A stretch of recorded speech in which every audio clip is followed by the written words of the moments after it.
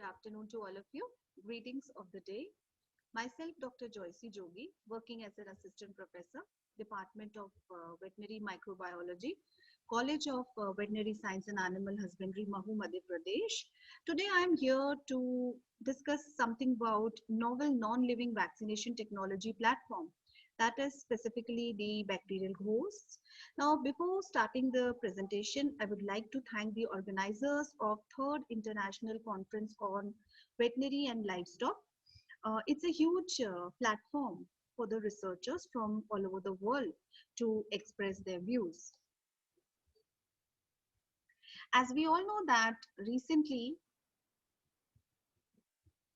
the microorganisms, they have been exploited as diverse delivery systems. So some of them, they are the bacterial delivery systems, that is in which the bacteria can be used as a delivery system. Likewise, the viruses can also be used, and some liposomes, micelles, polymers, etc. They can also be used to deliver certain immunogenic protein as the vaccine candidates, or some drug delivery also can be, they can also be used. But today I'm going to talk about the bacterial cells. Specifically, when we talk about the bacterial delivery systems, so bacterial hosts, it suddenly it comes to our mind that the bacterial hosts, they represents a potential platform which not only act as a potent vaccine candidate, but they also provide a tool for efficient adjuvant and vaccine delivery systems. Now, why they are being called as hosts? Because they are empty envelopes of bacteria lacking all the genetic information. Now, how these ghosts, they are being produced, how the production of bacterial ghosts, it takes place. So it was first time reported by Hutchison and Sinshimmer in the year 1966. The most important feature is the ghost of the ghost vaccines is that it retains its natural outer membrane with strong immunostimulatory lipopolysaccharide structure. And according to the studies conducted by Hajam et al. In the year 2015, these envelopes, they are prepared by a non-denaturing process, that is no harm to the external proteins, through controlled expression of a plasmid 5X174 lysis gene E in gram-negative bacteria.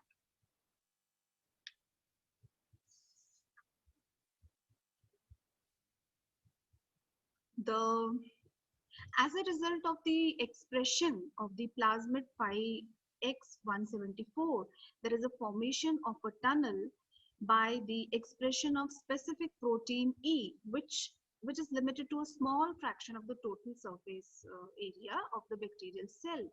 Now, through this tunnel, all the cytoplasmic contents of the bacteria, they are being expelled out because of the high osmotic pressure, while the inner and outer membrane structures, they are preserved and they are remain intact. Now, this study, it was conducted by Zostak et al. In the year 1996.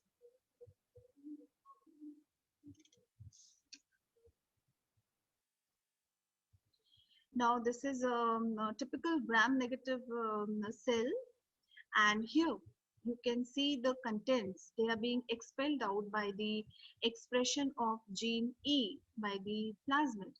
In here you can see,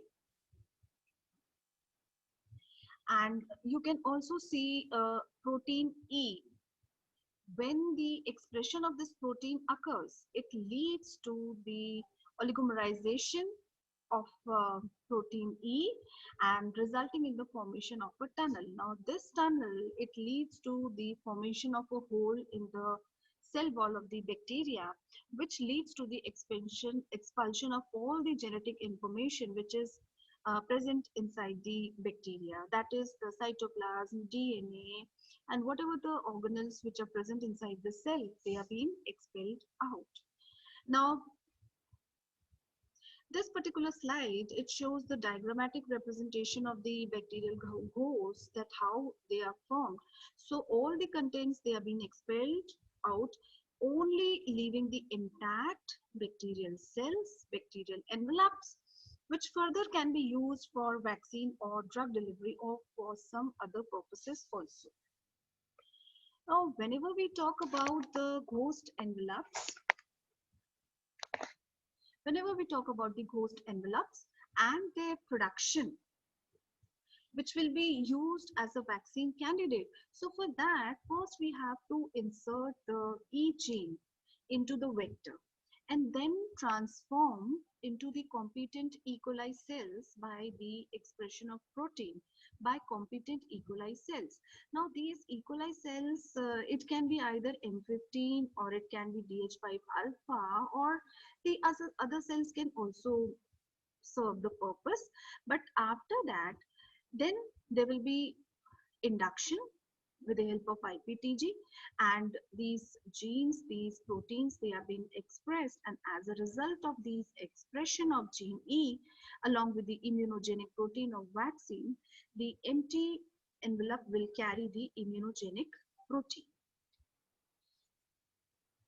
Now, according to Hooter et al. In the year 1999, the characteristic feature of bacterial hosts are they maintain the cellular morphology similar to the original bacteria, where entire cell surface structures, including the OMPs, that is the outer membrane proteins, adhesins, lipopolysaccharides, and peptidoglycan layers, they are being preserved.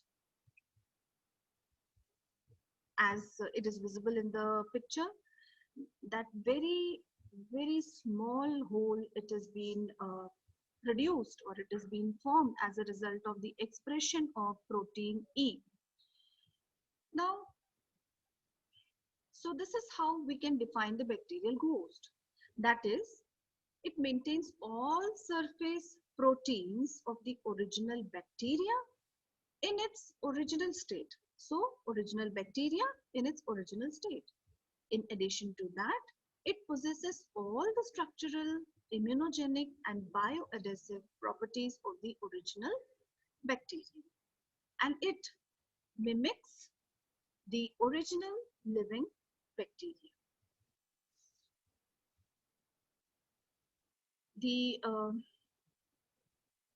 The ghosts mimic the bacteria, and in addition to that, the foreign antigens can be loaded inside the cytoplasmic lumen or expressed with the help of suitable vectors, both on the surface and in the periplasmic space of bacterial ghosts.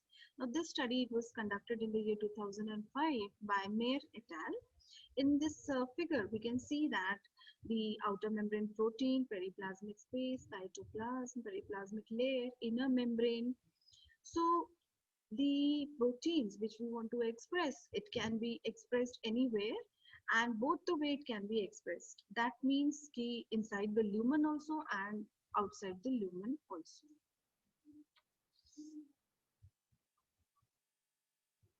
Now, according to the studies conducted by Kai et al. In the year 2015, the bacterial ghosts, they are considered as very well-known TLR agonists, which are effectively recognized by antigen processing cells, and they can generate the potential immune responses against their own envelope structures or host-derived foreign antigens. So, TLRs nowadays, they are burning topic for researchers, as they are focusing on innate immune responses. So here are some of the TLRs and the type of molecule or the pathogen associated molecular patterns which they are going to recognize or detect. So here you can see that these bacterial hosts, they can be developed against some allergen also. There's no specific vaccines which are available for allergens, but here it is that how bacterial ghost mediated surface display of the allergens on gram-negative cells are being produced or they can be used. So this study it was observed by Fanuel et al. In the year 2017, and there will be two plasmids inside the cell, as you can see. So one plasmid, it is carrying the gene E, which will form the tunnel and which will express the gene E, and the second one, it is having the gene of interest against that specific allergen. So both will be expressed and it will lead to the formation of bacterial hosts, envelopes, which will be having the epitopes related to that specific antigen, and there will be no content inside, so it is safer in every way.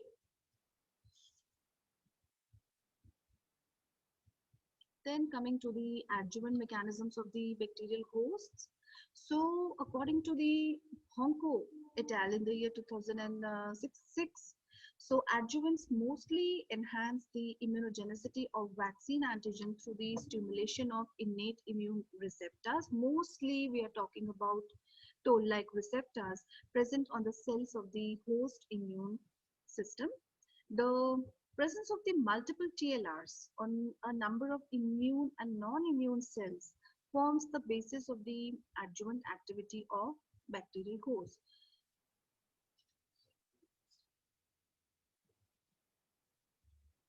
The innate immune system, which is supposed to be non-specific, that means no memory is there, and they respond to bacterial, viral, parasitic, or fungal infections via toll-like receptors, which are a part of innate immune system. But TLRs, they are not very specific. That is, they do not possess fine specificity.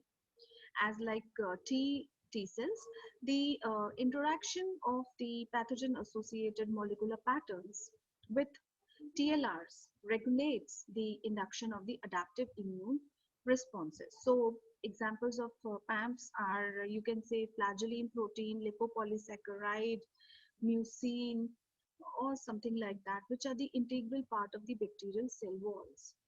Now these TLRs, what they do, they sense the bacterial cell wall components such as the lipopolysaccharides, which are PAMPs, which will be sensed by TLR2 or 4. Lipotecoic acids, which are present in the gram-negative cell walls, so they are also sensed by TLR2 and 4. CpG DNA, it will be sensed by TLR9. So CpG DNA, that means it is the mitochondrial DNA, and it will be sensed by toll-like receptor 9. Flagellin, which are present in the bacteria which possess the flagella, and it will be sensed by TLR5 and others, so on. So these were the observations which was made by Kawai and Akira in the year 2011. Now this picture, it is the overview of the placement or the situation or where these TLRs they are being located, and you can see there is a bilipid layer, and this is the host wall in which these TLRs they are being located. Some of the TLRs they have been located on the outer membrane, and some of the TLRs they have been located inside the cell, which will sense the viral DNA. The viral DNA, it can be of any type, single-stranded, it may be single-stranded DNA, double-stranded DNA, single-stranded RNA, double-stranded RNA. So any type of RNA or DNA, virus, or some intracellular parasites also, they can be sensed by these type of TLRs. And this, you can see that NOD1 and NOD2, so these are some soluble type of receptors which are present inside the cells.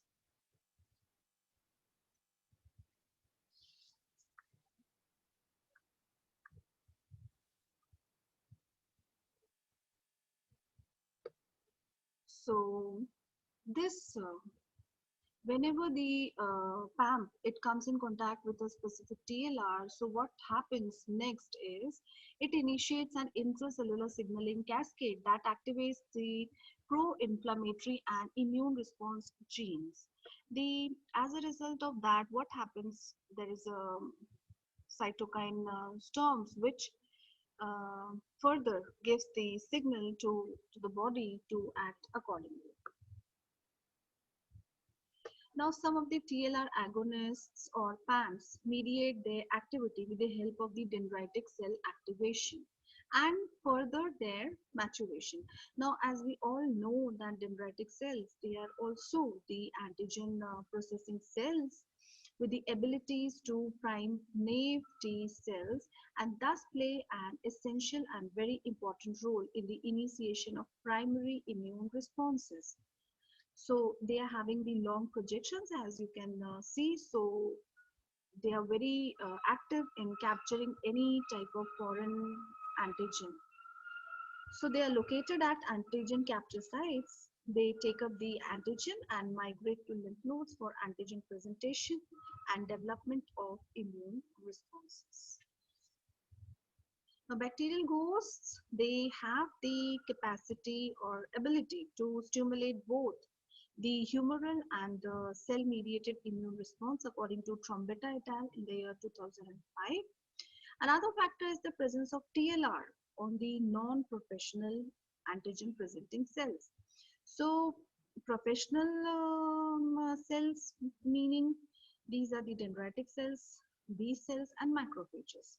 And whenever we talk about the non-professional APCs, so they are the epithelial cells, specifically conjunctival epithelial cells, fibroblasts, keratinocytes, and melanoma cells, etc. According to the studies which was conducted by Langman et al. In the year 2010. Now,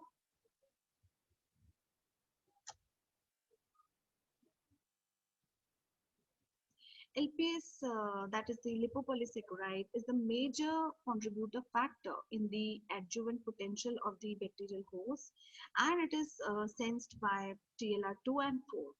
Now, flagellin-treated dendritic cells have a slightly lower stimulatory T cell effect than LPS-treated dendritic cells, and flagellin stimulation induces the expression of chemokines in dendritic cells. So it proves that flagellin, it is not as strong as the lipopolysaccharide as for the stimulation of T cells. That means the effect of LPS is much more than flagellin. Flagellin, it is considered to be a low immunogenic protein.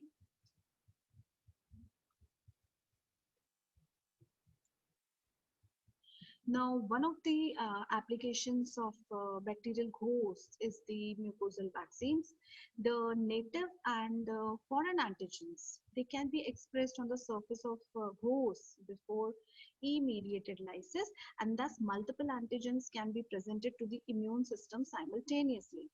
That means whatever protein of interest or whatever immunogenic epitope we want to display. So first, with the help of some vector, so we can express the protein, and after that, with the help of 5x174 plasmid, we can simply make a tunnel and we can simply evacuate the bacterial cells, and it can be used as a vaccine candidate. Now, administration through mucosal route induce the efficient immune responses against envelope-bound foreign antigens, including systemic and mucosal immune responses. The presence of TLR4, TLR5 on the epithelial cells form the basis for bacterial hosts as mucosal vaccines. Now, this picture, it is a very clear picture. It is showing that how the antigen presenting cells, they capture the antigen. After that, they, how with the help of this MHC, major histocompatibility antigen number 1 and 2, how these antigens, they are being displayed on the surface of the antigen presenting cells, that is the dendritic cell or the non-APC, that is any epithelial cell, how these antigens, they are being displayed, and after that how they attract, how the signals, they are being transferred to CD to T cells, with the help of these MHC molecules, and how the immune response they are being generated, and how the B cells start producing the antibodies.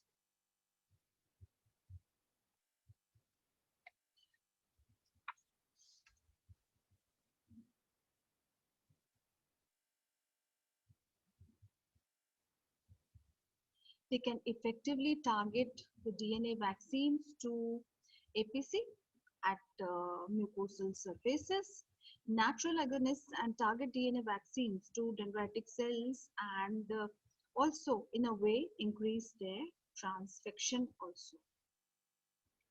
Now coming to the advantages of the bacterial ghost based vaccines, that how they are much more better than the normal vaccines platforms. So first and the foremost point is versatile envelope structures. They are very versatile. They can be used in many ways, in many forms, easy to prepare. They have excellent safety profiles and are stable at room temperature. That is a very, very important point, because in field conditions, mostly 4-degree or the cold chain maintenance is a real menace. It is really a very big problem in Indian scenario. Now, conventional methods of inactivation may lead to the loss of relevant immunogenic epitopes required for the efficient stimulation of the immune system. Lack of genetic material in the bacterial host vaccine has abolished any hazard of horizontal gene transfer of resistance genes or pathogenic islands to the resident gut flora. That means they are very, very safe. They can be delivered by oral, respiratory, conjunctival, subcutaneous, and intramuscular routes of administration. Cocktails can easily be prepared to create multi-stage and multi-agent vaccines, as well as combination therapies. They are very, very safe to conventional viral and bacterial vaccine, which might revert to their original pathogenic forms. The advantage of bacterial host over the live vectors is their non-living nature. They are safe even at high doses and are free of any cytotoxic and genotoxic impact on different types of cells. Bacterial hosts, they have the great plasticity to create envelope-bound foreign antigens in immunological active form.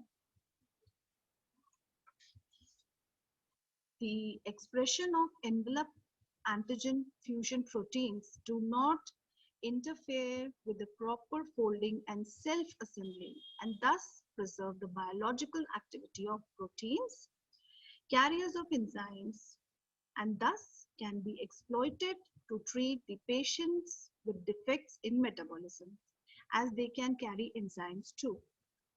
They can be used in cancer immunotherapy and have the potential to effectively deliver drugs and other biologically active substances to their target sites. Now, this is the last slide, which shows the efficacy of the bacterial hosts in DOX delivery. So they are being used in cancer therapy also. And in this slide, the comparison is shown that how the ghost can deliver in a better and efficient manner than drug alone. So these are the CACO2 cells. They are the colorectal cancer cells in which the when the drug DOX alone it is being administered, and when it is administered along with the bacterial host platform, so you can see the dose when it is administered with the help of the bacterial host, so it is 10 nanograms, and when it is delivered alone, so it is 1000. So here we can easily see that. And coming to the conclusion of my talk, so bacterial host, it is a novel delivery system because it combines excellent natural intrinsic properties as a carrier for foreign antigen, efficient bacterial ghost system for vaccine delivery, promotes the generation of both cellular and humoral responses, production and packaging of multiple target antigens onto bacterial hosts. It is very simple and we can also do it in our labs. Long shelf life due to freeze dried status. They are safe as no live organisms are involved. They offer higher bioavailability and it can reduce the amount of drug also. So thank you one and all. Thank you once again to the organizers of the conference for giving me this opportunity. Thank you one and all.